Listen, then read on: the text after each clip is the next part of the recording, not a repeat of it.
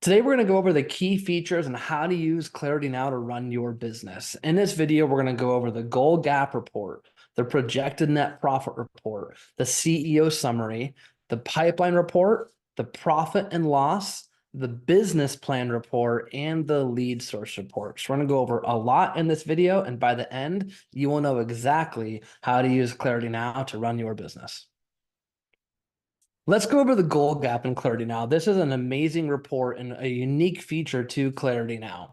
Now, what this is going to go over is going to tell you how many days you have left to do certain activities within your business. And those two activities are that the days left for taking listings that can close in a particular quarter, and how many days you have left to put things under contract that can close in a particular quarter. Now, on this account here, I'm showing you is that we have 36 days left to take listings in quarter two, and we have 65 days left to sell for quarter two.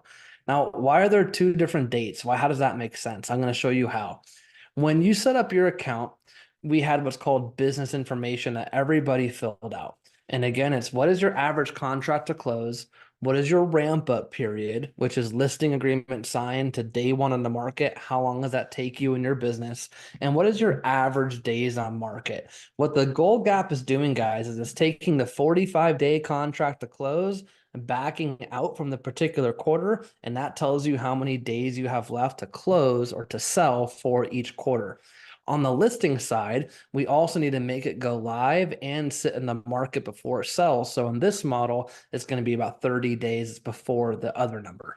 So when I click on my goal gap report, going back here, it shows me that my calendar year for taking listings is really October 17th, 2023 to October 16th, 2024 that have the ability to close January through December. So I trust that you hung on there with me. Let's go through how to read this report. It's really quite simple. And by the end of this, you'll know exactly how to manage your business, manage your team, and make sure that you hit your goals. So again, to recap, I have 36 days left to take listings in quarter two and 65 days left to sell for quarter two. In the economic model, it said, and based on my seasonality, my goal is to get 13 listings signed in quarter two and to have 28 closings for $7.6 million in volume in quarter two.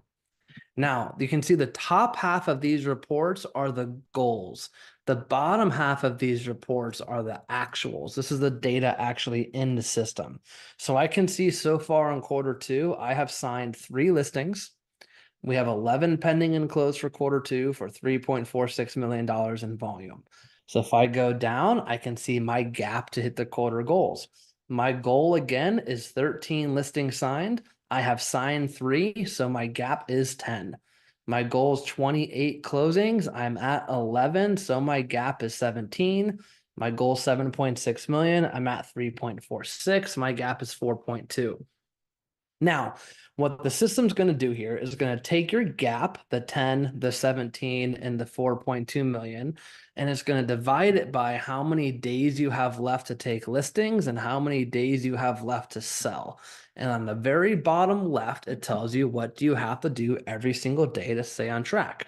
So again, my goal is I have a gap of 17 sales. I have 65 days to do it. That means my business needs to sell 0.26 houses per day, which obviously is a funny number and it's a decimal. What you really want to look at is this bottom right corner, the weekly gap needed to stay on track. So when you pull up your goal gap report, look at the gap to hit quarter goals and then go right to this weekly gap need to stay on track. And this tells you what you and your business needs to do over the next 7 days to stay on track.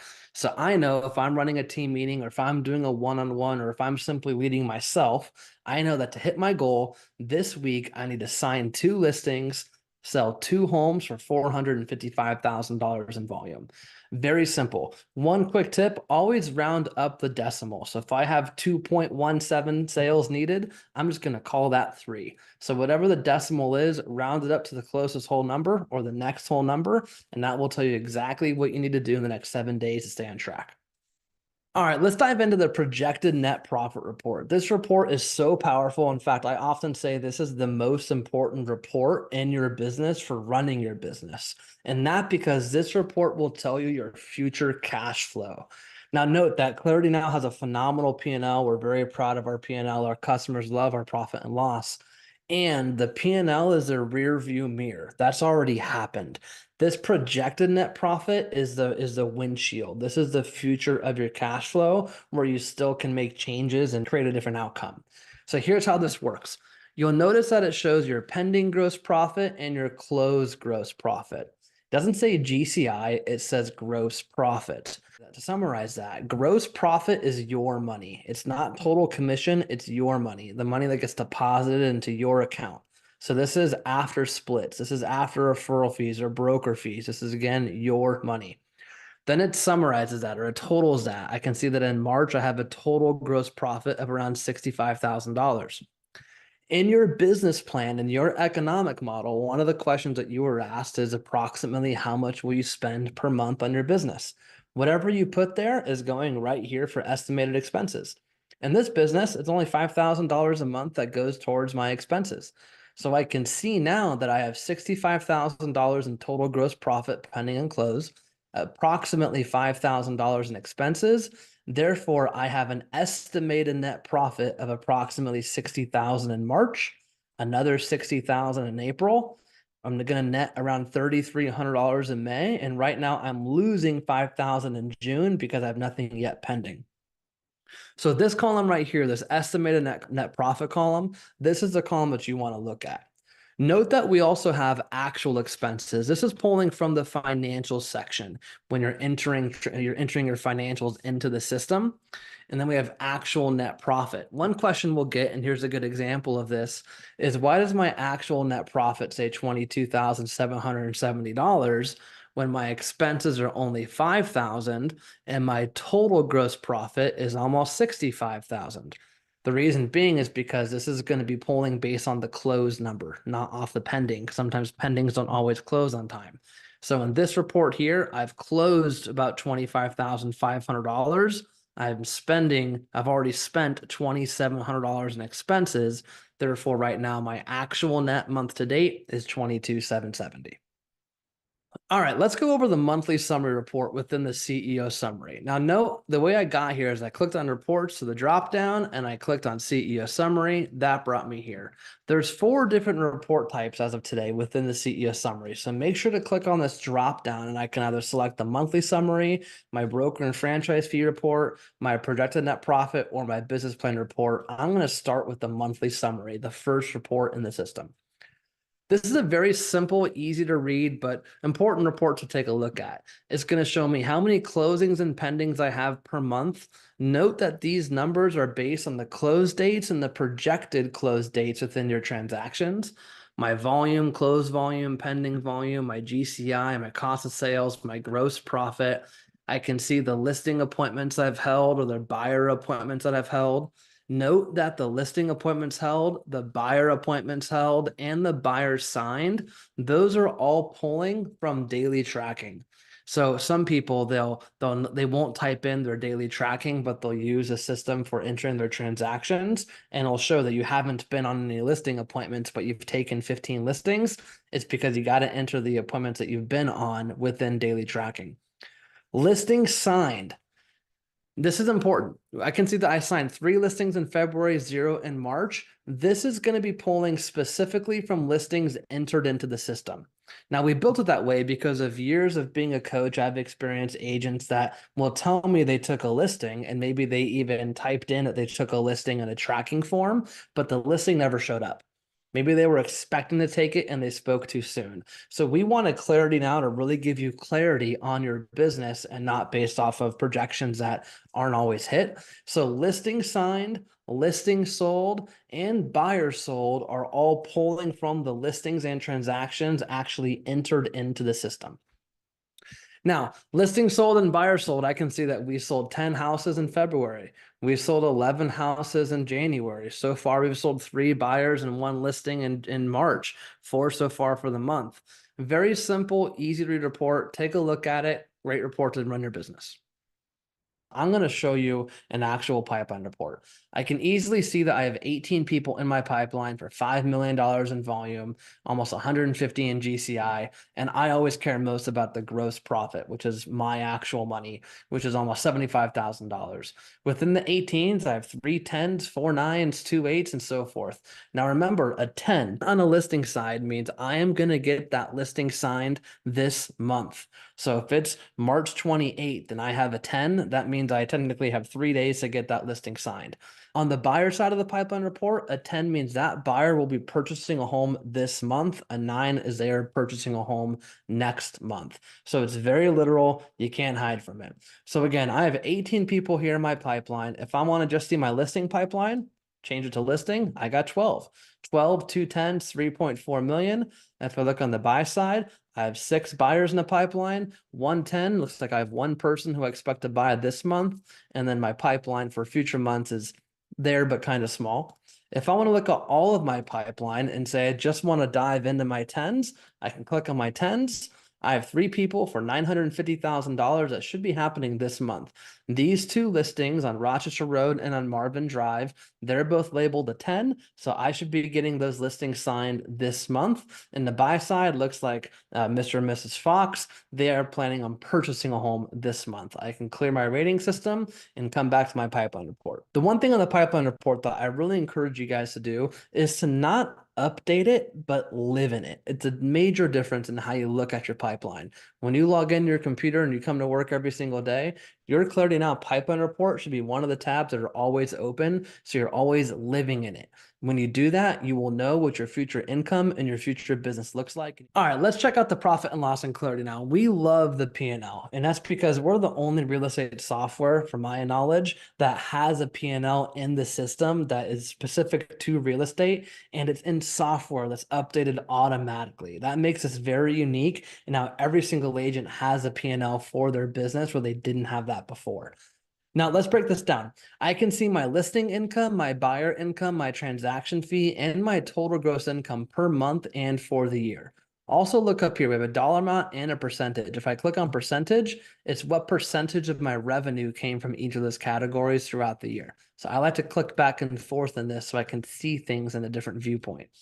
How much went to my broker, my franchise fee, referral fees, any additional cost of sales that you entered into your form, your total cost of sale, and your total gross profit, again, by a dollar amount and a percentage. Now, one thing that's really cool is the income and the cost of sale. This is all automatically going to appear in your P&L and ClarityNOW because it's pulling from your transactions. The only thing you have to put in to have a profit and loss are your expenses. Now, there's 2 ways to do that. You can either click on financials and enter each form for each line item, which only takes about 30 seconds per line item. And most of us only have, maybe 30 to 40 line items per month. So although we have to enter in each line item, it really doesn't take too long. The other option is we have a great integration with QuickBooks. So all of your expenses from QuickBooks will automatically migrate over to ClarityNOW. And all you need to do is tell ClarityNOW which lead gen category or which P&L category that expense belongs in. So on this account, we have expenses. We've done that. And I certainly would encourage everybody to take that step and make sure your expenses get in ClarityNOW so you actually have a real P&L. Here, it's going to show me how much I'm spending per category and what percentage of total revenue is going towards each P&L category. Really interesting to see that so you can see where your money's going and what percentage is going where. Down below, total expenses and additional income, any vendor income. If a vendor gives you a check for something, any profit share or bonuses, any other revenue that you want to see, and what is your total net income per month and for the year. Now, let's say I'm looking at this and I want to know how the heck did I spend $1,100 in office supplies in February? Well, if you go to the top and you click on this drop down, there's one called financial breakdown. I click on financial breakdown and I can click right into office supplies and expenses. And here's the line items that went in that category. And I can see exactly what I spent per month. I can collapse that and check out every other category in here as well. So it's a great P&L all broken down for you. By the time you see this video coming up very soon, there may be a third report down here that's called charts and graphs, where I'll also have a visual representation of charts and graphs of my P&L for you as well. So this profit and loss, again, we're very proud of the ability to give every single agent in the country a P&L at a very affordable price and really make you a better business owner by using the system. Put in your expenses, take advantage of this. It's a phenomenal report. All right, let's take a look at the business plan report. This lives in the CEO summary in the report type. The bottom report right now is the business plan report. This is a cool report that I'll look at maybe once a month. And what it does is it tells me, what did my business plan say? This is all pulling from my economic model when I created my business plan. I said my average sales price would be 185. My average GCI would be 2.8%.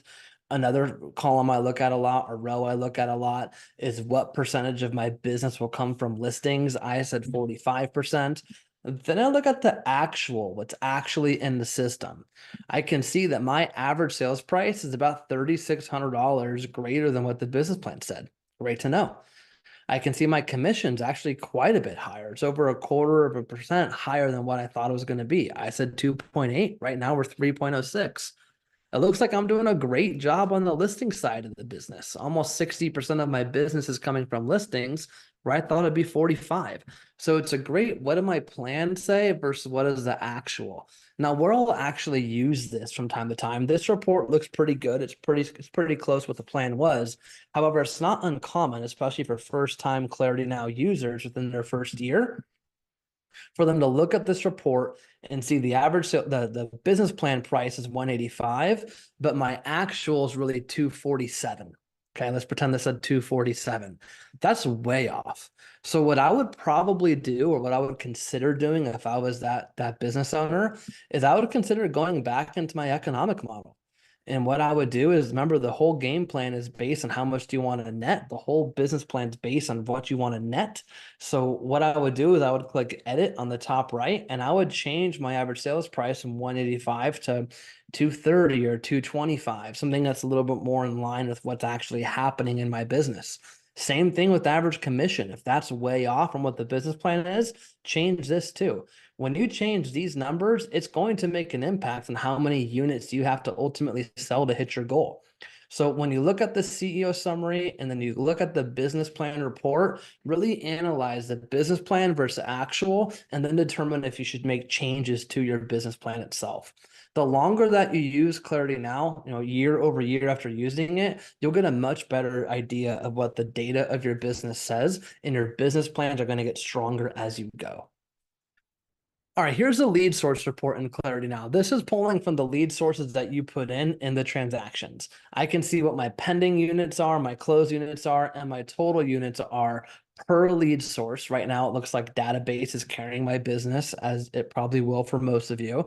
I have 14 sales from my database, totaling 81,000 in GCI and 51,574 in gross profit. The gross profit I care the most about, especially on lead sources that have referral fees or that have expenses attached to it. What am I actually netting on this?